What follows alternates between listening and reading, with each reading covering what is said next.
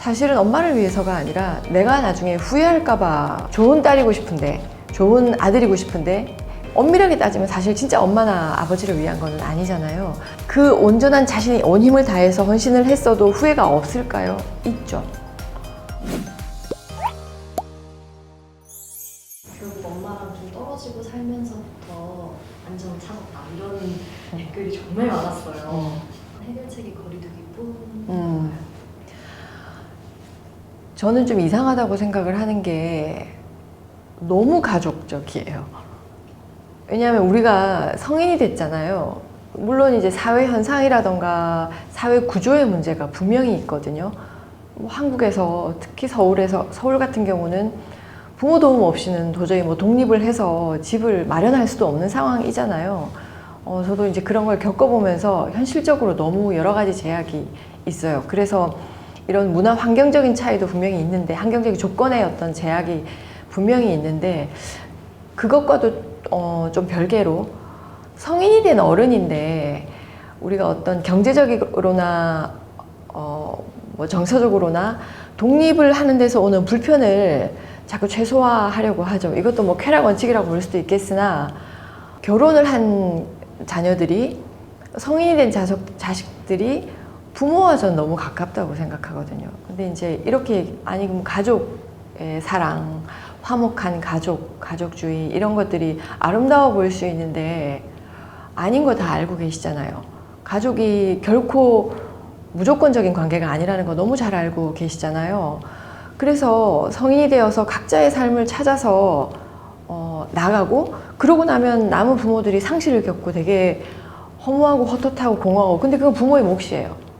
그거는 우리 부모가 아니라 우리 자신도 우리가 스스로 해결해야 될 우리 삶의 과제라는 거죠. 상실을 겪고 빠져나가는 사랑의 관계, 애착 관계, 이제 어떤 그거를 이제 리비도라는 에너지로 말할 수 있는데, 그런 에너지로 연루되어서 강력한 고통과 만족과 여러 가지로 연루되어 있던 어떤 대상들이 빠져나가면 굉장히 견디기 어려워 하시거든요. 그게 우리에게 고통도 주지만 굉장한 만족을 주기 때문에.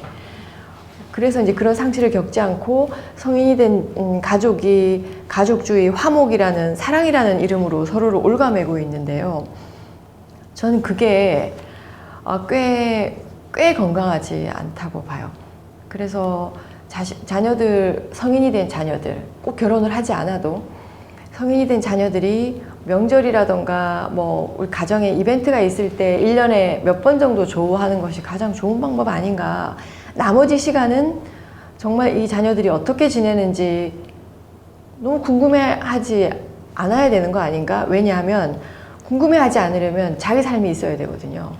거리를 두는 게 적절하다 적절하지 않다를 떠나서 의심해봐야 되는 건, 왜 우리가 그렇게까지 성인이 되고 부모님과 밀착적으로 지내는 것이 당연하다고 생각하는지, 그 부분이 조금 더 의심을 가지고 볼 필요가 있지 않나. 그 질문을 하다 보면 우리가 얼마나 부모와 많이 연루되어 있는지, 연루된 만큼 내가 내 삶을 중심으로 자유로운 생각과 자유로운 선택, 조금 더 주도적인 선택은 줄어들 수밖에 없잖아요. 그러니까 거기에서 애증은 더 많이 발생할 수밖에 없다고 생각하거든요. 거리를 두는 데서 오는 서운함과 이런 것들은 우리 양쪽이 다 감수해야 되는 지점이 있죠. 조금 더 삶이라는 걸 구축하기 위해서요. 엄마에게서 멀리 떨어져 나온 딸들도 있었는데, 반대로 이제 그런 건 상상도 못하겠다. 이제 엄마 뭐 분리불안을 거의 겪는 그런 딸들의 얘기도 있었어요. 이런 경우에 대해서는 어떻게 생각할까요? 그 부분은 조금 저는 심각하다고 말씀드리고 싶거든요. 왜냐하면 엄마가 이렇게 분리하는 걸 상상할 수도 없다, 너무 불안하고 너무 두렵다라고 이야기하시면 이렇게 상상해 볼 수 있어요. 보통은 이제 연애를 할 때, 연애를 하잖아요. 연애를 하면서 사랑의 관계가 시작이 되고 정말 굉장히 깊은 사랑에 빠졌을 때 내가 이 사람이 없으면 못 살 것 같다, 죽을 것 같다, 이런 느낌을 갖잖아요. 이런 사랑의 출발이 사실 원래 그 엄마와 아이 사이의 원초적인 사랑에서부터 출발한다고 볼 수 있어요. 그 사랑이 이제 외부 대상에게로 옮겨가면서 우리가 이성을 사랑하게 되고 이런 과정이 생기는데 이자 관계라고 얘기하거든요. 원 대상인 엄마와의 이자 관계가 전혀 떨어지지 않고 이 이자 관계에서 내가 이탈할 때 극심한 불안을 느끼는 건 증상이라고 볼 수도 있어요. 굉장히 좀 심각한 전 증상이라고 볼 수 있고요. 이 부분은 저는 전문가의 도움을 받아야 하기도 하고 혼자서 해결하기 어려우실 거예요. 왜냐하면 유착 관계, 유착이니까요. 굉장히 심각한 유착인데 지금 말씀하신 대로 분리불안이라고 이야기할 정도면 이거는 유아들이 겪는 거잖아요. 분리불안은. 그게 성인이 된 나에게도 계속 지속되고 있다면 제가 반복적으로 이야기한 결국은 아이가 엄마와 초기에 애착 밀착해서 떨어져 나오면서 이제 불안을 겪어요. 누구나가 상실을 겪고 불안을 겪고 그게 막 친구로 대체되기도 하고 막 여러 가지 현상을 겪는데 실제 어머니가 아직도 그 자리를 차지하고 있다면 그 분리불안이 내 불안인지 엄마 불안인지도 구분이 안 돼요. 근데 그게 딸의 불안이 아닐 수도 있어요. 엄마가 어떤 그 애착을 놓지 못하는 엄마의 어떤 불안일 가능성도 굉장히 높고요. 그 다음에 딸이 가지고 있는 분리불안이라고 했을 때 초기에 겪어야 되는 상실을 경험하지 않으려고 하는 에너지, 움직임이기 때문에 이건 매우 앞으로 다른 삶으로 나아가기는 굉장히 어려운 상황이거든요. 어떤 일을 하든 누구를 만나든 그쪽으로 회귀하게 되어 있기 때문에 왜냐하면 이 정도로 유착이 되어 있으면 나뿐만이 아니라 어머니에게도 그 에너지가 그만큼 강력하기 때문에요. 엄마와 딸의 노력만으로는 굉장히 좀 어려울 것 같은 생각이 들고 좀 전문가의 전 도움을 좀 받으시면 좋겠다라는 생각이 좀 듭니다. 거리를 둬라라는 말을 많이 하는데 막상 거리를 두게 됐을 때 느끼는 그 죄책감에 대해서는 많이 다루지 않아서 좀 아쉬웠다는 사람들이 좀 있더라고요. 이런 죄책감들을 조금 직면하거나 좀 슬기롭게 해결할 수 있는 그런 게 있을까요? 맞아요. 우리 아까 이제 시작할 때 저희가 가스라이팅을 얘기했는데요. 죄책감이 가스라이팅의 하나의 현상일 수도 있거든요. 내 삶을 찾아가려고 했을 때 내가 부모를 좀 소홀하게 하고 서운하게 하고 이랬을 때 죄책감이 올라온다면 그것이 부모라는 어떤 그 은밀한 에너지가 나에게서 떨어져 나가는 게 싫고 상실이 싫고 혹은 어쨌든 뭔가 나에게 어떤 만족을 가져다 주는 딸이나 아들이 있었다면 이들이 나로부터 떨어지려고 할 때 뭔가를 옭아매려고 하는 에너지가 나오게 되어 있겠죠. 이것으로 인해서 죄책감이 반응으로서 자식에게서 나타날 수도 있어요. 그럼 이걸 안 겪을 수가 있을까요? 분별이 필요하겠죠. 이게 어떤 이런 역동에 의해서 부모와 나 사이에 은밀한 역동에 의해서 일어나는 죄책감인지 아니면 우리가 사회적으로 학습한 그래도 부모 자식 사이에 아니면 내가 좋은 딸이고 싶은데 좋은 아들이고 싶은데 좋은 자녀이고 싶은 것은 하나의 이미지도 있잖아요. 이런 얘기를 들은 적이 있어요. 어떤 분이 어머니가 병환이 생기셔서 정말 이제 이분은 아드님이셨는데 이 아들이 정말 모든 본인의 자원을 동원해서 엄마를 살리는데 전력 질주를 하셨단 말이죠. 그래서 이제 거의 뭐 다른 것을 다 전폐하고 엄마를 어쨌든 케어를 하셨어요, 아드님이. 근데 이분이 이렇게 얘기하시더라고요. 사실은 엄마를 위해서가 아니라 내가 나중에 후회할까봐 그런 거였어요. 전 그게 너무 싫어요. 이렇게 얘기하시더라고요. 그런 경우도 또 많이 있죠. 내가 후회가 될까봐, 나중에 가슴이 아플까봐. 이거는 엄밀하게 따지면 사실 진짜 엄마나 아버지를 위한 거는 아니잖아요. 그 정도로 우리는 우리 자신을 어떤 것으로부터 상처나 고통으로부터 보호하려고 하는 일종의 근본적인 움직임들이 있다는 거예요. 그래서 그런데 그 아드님이 그 온전한 자신의 온 힘을 다해서 헌신을 했어도 후회가 없을까요? 있죠. 그래서 그런 어떤 완벽하게 죄책감으로부터 떨어져 나오거나 후회 없는 상태의 노력을 하는 것은 불가능하거든요. 선택이라고 봐요. 내가 내 삶을 구축하겠다고 해서 어떤 선택을 하고 거기에서 이제 부모님과 마찰이 일어나서 불편한 것들이 일어나면 어느 정도는 감수하셔야 되고 겪으셔야 돼요. 그래서 그 불편함을 자꾸 내가 거기에서 사로잡혀서 어떻게 하면 없앨 수 있을까를 생각하시기보다는 전 충분히 겪으시라고 말씀드리고 싶어요. 근데 문제가 되는 건 내가 죄책감이든 후회든 내가 이걸 느끼고 경험하고 있는데 도대체 이것이 내 일상생활을 유지할 수 없을 정도로 압도적이라면 이건 도움을 받아야 되는 지점인데, 그것이 아니라면 어느 정도의 불편감, 어느 정도의 불안함, 어느 정도의 죄책감, 이런 것들은 내가 견디고 겪고 감수하다 보면 일정 부분 좀 자유로워지기도 하고 내가 거기서 벗어나는 경험을 할 수 있게 되기도 하고, 또 한쪽으로는 어느 만큼 한 주머니에 넣어서 그냥 같이 갈 수도 있는 거죠. 같이 갈 수도 있어요. 그게 내 삶을 압도하지 않는 이상은 우리가 그 불편한 어떤 상태에 계속 집중하고 매몰이 되어서 그것이 내 삶을 압도할 때 문제가 되는데요. 그거는 단순히 죄책감의 문제는 아니에요. 그렇게 압도한다면 죄책감 때문이 아니라 다른 문제가 또 있을 수 있어요. 그 죄책감이라는 것을 다루는 나의 어떤 다른 지점이 또 이슈가 있을 수 있습니다. 딸이기도 하고 엄마이기도 한 입장에서 딸을 잘 독립시키기 위해서 어떻게 무관심하셔야죠. 그래서 무관심이 답인데요. 저는 요즘에 이제 이 사회적 분위기나 트렌드가 굉장히 정서적인 거, 우리가 뭐 자존감 이런 거에 굉장히 많이 포커스가 되어 있고, 타인에 대한 관심, 자녀들에 대한 진정한 관심, 막 이런 것이 너무 많이 부각되다 보니 오히려 이제 저는 반작용, 부작용이 많이 있다고 생각하거든요. 저도 느껴요. 저희 딸아이가 중학생인데 지금 말씀하시는 그런 것들을 제가 성인이 된 자식이 있지 않지만 저도 느끼거든요. 아이가 좀 서운하게 하면 서운하죠. 서운하고 쌀쌀맞게 얘기한다든지, 정말 그 중학생들은 뭐 요즘 그렇잖아요.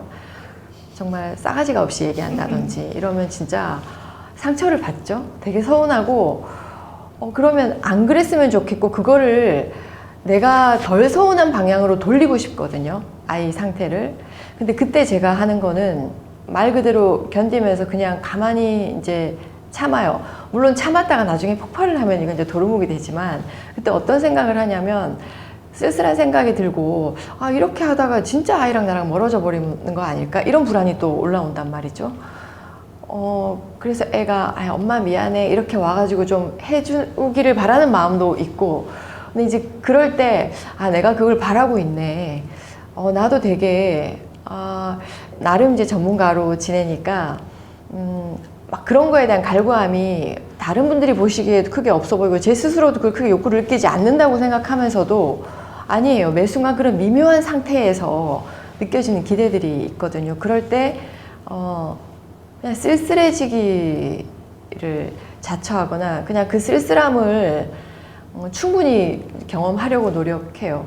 어느 날 제가 이제 잔소리를 한 적이 있는데, 아이한테, 우리가 보통 잔소리는 필요해서 하는 거잖아요. 애가 너무 안 씻는다든지, 뭐 정말 너무 엉망이라서 그건 당연히 뭐 할 수밖에 없는 잔소리인데, 어느 날 저희 아이가 이런 얘기를 하는 거예요.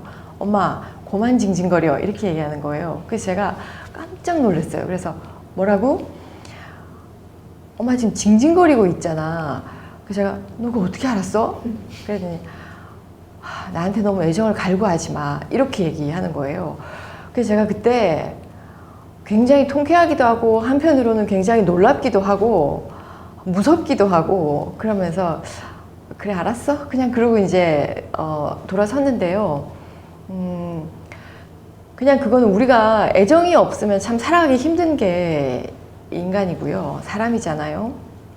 근데 이게 무심한 남편들은 절대 우리의 애정을 만족시켜주지 않죠. 여성들이 그런 어떤 우리의 그 정서적인 결핍감이나 친밀감을 가장 손쉽게 빠르게 해결할 수 있는 게 자녀들이거든요. 그 위로는 이루 말할 수가 없기 때문에, 그래서 제가 이제 반복적으로 공통적으로 주장하는 이슈가, 그럴 때 견디셔야 되고 주요하게 제가 핵심적으로 이야기하는 게 상실이에요. 받아들이셔야 되는 거죠, 상실. 그래서 쓸쓸하고 서운하고 이럴 때 그거를 견디지 않기 위해서 그 불쾌한 느낌을 최소화하기 위해서 다시 아이와 접촉하면서 뭔가를 시도하기보다는 그냥 좀 겪으시는 거예요. 그리고 뭔가를 할 수 있도록 내가 혼자서 뭔가를 할 수 있는 시간, 시도들을 하시는 게 절실하게 필요하다 이렇게 말씀드리고 싶어요. 딸들이 엄마들한테 이렇게까지 상처를 받으면서도 계속 포기하지 못하는, 엄마를 놓지 못하는 이유는 정말 엄마를 너무 사랑해서인가요? 아니요. 아니에요. 사랑의 문제가 사랑이 아니라고 할 수도 없지만 그걸 사랑의 문제로 볼 수는 없을 것 같아요. 아까도 제가 말씀드린 게 편애에 있어서 딸을 미워하고 아들을 더 좋아하기 때문에 라고만 볼 수가 없다고 말씀드린 것처럼 에너지의 문제로 보는 게 더 맞겠죠. 근데 그 에너지가 우리의 사랑의 느낌을 주기도 하고 충족감을 주기도 하고 쾌락을 주기도 하고 고통을 주기도 하는 에너지들이라는 거죠. 그 리비도라는 에너지가. 그래서 그 에너지의 물길이 엄마와 자식 사이에 물론 책임을 따지자면 엄마에게 더 많이 있기도 하지만 그럼 딸들이 다 피해자이기만 하면 그렇지 않아요. 우리도 결국은 결혼을 하면 엄마가 되고 어른이 되잖아요. 저도 엄마가 됐고 가해자가 되는 거죠, 이제. 제 딸은 늘 피해자인 척 하더라고요, 저한테.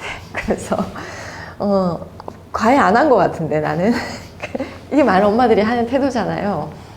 그래서 근데 이 엄마가 모성이라는 게 엄마가 아이에게 뭔가를 투사하지 않으면 사랑이 시작이 안 돼요. 투사한다는 건 자기 동일화. 자식이 그냥 태어난다고 모성이 생긴다는 거는 이상한 환타지고 잘못된 신화거든요. 그게 아니라 이 아이가 태어나서 엄마가 뭔가 내 안에 있는 어떤 좋은 상들을 아이에게 계속 투영해요. 투영하면서 거기에서 이제 사랑이 깊어지고 애정이 깊어지고 그러니까 그 얘기는 에너지를 그만큼 아이한테 쏟게 되고 사랑에 빠지는 거잖아요. 콩깍지가 씌이는 시기죠, 그게. 우리가 초기에 연인들이 겪는 것처럼. 그래서 엄마가 아이한테 콩깍지가 많이 씌이면 씌일수록 아이를 많이 사랑한다고 느끼겠죠. 그래서 어머니가 이제 엄마 자신이 어떤 활성화가 안 되어 있는 무기력하고 우울한 상태가 아이에게도 위험한 상태가 될 수 있다고 하는 게 그 지점이에요. 그렇게 투영을 받은 아이는 그걸 받으면서 그 에너지와 연결되기 때문에 아이는 절대적으로 엄마만 이렇게 보는 존재잖아요. 그러니까 그렇게 연결이 되고 그 연결에 아이가 조금씩 크면서 좌절을 많이 겪어야 돼요. 자라면서 나이가 조금씩 들어가고 이제 뭐 우리가 어린이집도 가고 학교도 가고 이러면서 친구도 사귀면서 엄마도 아이도 상실도 겪고 좌절을 많이 겪어야 돼요. 그런데 어떻게 해요? 요즘 계속 상처받게 하지 않으려고만 우리가 양육을 하고 모든 전문가들이 포진해 있잖아요. 솔루션이 너무 많고 어떻게 상처 안 받을 수 있어요? 상처 받아야 되고 아이가 상처 받는 것도 보셔야 되고 그걸 같이 견디기도 하셔야 되거든요. 그 상처를 해결해 주려고 하는 게 아니라 물론 늘 어떤 기준이 이게 치명적인 아이에게 상해를 입히는 상처냐 우리가 성장하면서 계속 겪어야 되는 어떤 상실과 상처들이냐 이런 것들이 차이가 있을 수는 있겠으나 겪어야죠.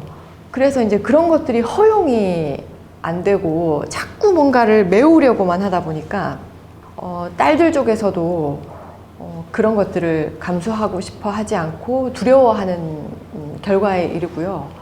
그리고 또 한 가지는 엄마들만이 아니라 아까 말씀드린 것처럼 아이도 엄마만을 향하잖아요. 그럼 아이의 모든 에너지는 엄마한테 향해 있어요. 그럼 아이들이 무조건 착하고 선한 존재냐? 그렇지 않죠. 아이들은 욕망의 존재죠. 쾌락. 내가 엄마의 신체와 접촉하고 엄마를 내 눈안에 담는 게 좋잖아요. 그게 온전히 좋아서 만족스러운데 동생이 태어나면 상실이 발생하잖아요. 좌절이 생기죠. 그때 아이들이 한번 기승을 부리죠. 어떤 아이들은 자포자기하는 아이가 있을 수 있고 어떤 아이들은 절대 그걸 못 받아들여서 난리를 치는 아이들이 있잖아요. 여기서 차이가 발생해요. 그러면서 역으로 아이 쪽에서 엄마를 통제하고 소유하려고 하는 경우도 굉장히 많이 있어요. 그래서 막 증상을 일으켜서 엄마를 불안하게 만들고 또 엄마의 관심을 끌어다가 집중해놓고 단순히 관심을 받고 싶어서가 아니라 유아들일수록 상실을 겪으려고 하지 않죠. 왜냐하면 그건 쾌락에 위반하기 때문에 본능적으로 아이들은 그렇게 엄마를 붙들어 놓으려고 하고 뭐 어린아이들은 무조건 천사 같아요. 아니요. 천사의 미소와 악마의 미소를 같이 가지고 있어요. 어떻게 하면 나의 연결되어 있는 절대적인 대상인 엄마나 아빠가 내 마음대로 움직일 수 있을까? 내 마음대로 내가 저들을 온전히 소유할 수 있을까를 아이들도 욕망한단 말이죠. 그 욕망의 과정에서 여러 가지 또 현상을 보일 수도 있고요. 그런 에너지들이 주고받으면서 유착과 밀착, 그게 이제 성인기까지 우리가 어른이 되어서도 계속 유지가 되면서 여러 가지 문제가 생기겠죠. 마지막 멘트를 부탁드리겠습니다. 제가 한 가지 말씀을 드리고 싶은 게 있어요. 뭐냐면 저한테도 이제 문의를 해오시는 분들이나 아니면은 이제 분석을 받으러 오시는 분들이 해결책을 많이 물어보시거든요. 그런데 이제 저는 어떤 말씀을 드리고 싶으냐면요. 어렵게 공부하셔야 돼요. 어렵게 공부하셔야 된다는 건 어려운 책을 읽어야 된다는 게 아니라 요즘에 이제 저도 지금 이게 유튜브로 나가고 있지만 전문가가 너무 많잖아요. 그리고 요즘은 정보들 네이버가 다 알려주고 아니면은 뭐 조금만 검색하면 유튜브에서 모든 자료가 다 뜨고 그래서 이제 댓글들이나 이런 것들을 쓰실 때 계속 뭔가를 조금 더 손쉽게 빠르게 알려달라는 이야기를 많이 하신단 말이에요. 그건 다 남의 거예요. 남의 거고 여성들이 저한테 오셔서 작업할 때 제가 어떤 것에는 뭐 솔루션이나 해답은 아니지만 같이 고민을 하죠. 가장 많이 하는 건 함께 고민하는 거거든요. 고민하는 일종의 근력을 키우는 거라고 해야 될까요? 빠르게 답이 나오지 않는 것, 답답함이 있고 내 고통이 유지되는 것에 너무 조급해 하시지 않으셨으면 좋겠다. 그리고 무엇보다 쉽게 얻어진 답은 절대 내 답이 아니고 정답이 아닐 수 있다는 생각을 꼭 하시면 좋겠고 빨리 날아가 버리잖아요. 그래서 어렵게 답을 찾으셔야 되고 어렵게 공부하셔야 돼요. 그렇게 어렵게 공부하시는 과정에서 발생하는 에너지 그게 나를 독립적으로 만들 거예요. 그 얘기를 꼭 드리고 싶어서 정말 수려하고 유려한 해답을 제시하는 전문가들을 찾아 헤매시지 말고 공부하셔야 되는데 전문적인 공부가 아니라 정말 나에 대한 공부를 쉽지 않은 방식으로 어렵게 하셨으면 좋겠다. 저는 그렇게 말씀드립니다.